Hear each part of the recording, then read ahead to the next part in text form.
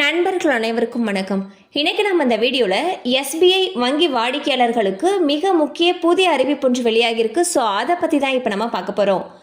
இந்தியாவின் முன்னணி பொதுத்துறை வங்கியான எஸ்பிஐ வங்கி தன்னுடைய வாடிக்கையாளர்களுக்கு பல்வேறு வகையான சேவைகளை வழங்கி வருகிறது. மற்ற வங்கிகளுடன் ஒப்பிடும் பொழுது எஸ்பிஐ வங்கியில் அதிக அளவிலான வட்டி வழங்கப்படுவதால் இங்கு வாடிக்கையாளர்களும் அதிகம். இந்நிலையில் ரிசர்வ் வங்கியால் வங்கிகளுக்கு நிர்ணயிக்கப்படும் கடன் உள்ளிருப்பு விகிதமான MCLR-ஐ எஸ்பிஐ வங்கி 10 புள்ளிகள் உயர்த்தி இருப்பதாக அறிவித்துள்ளது. இதனால் அந்த வங்கியில் நுகர்வோர் வாங்கிய வீடு மற்றும் வாகன கடன்கள் சற்று அதிகரிக்கக்கூடும்.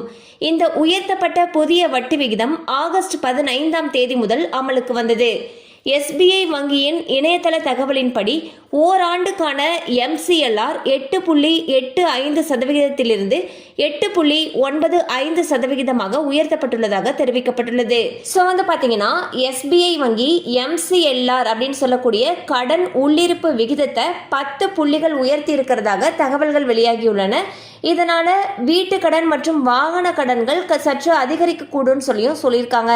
இந்த நடைமுறையானது ஆகஸ்ட் 15 அமலுக்கு வந்ததுன்னு சொல்லியிருக்காங்க. மேலும் இது சம்பந்தமான அப்டேட்ஸ் உங்களுக்கு தேவைப்படுச்சுன்னா உங்களுக்கு அருகில் இருக்கக்கூடிய எஸ்பிஐ வங்கி கிளையை அணுகலாம்.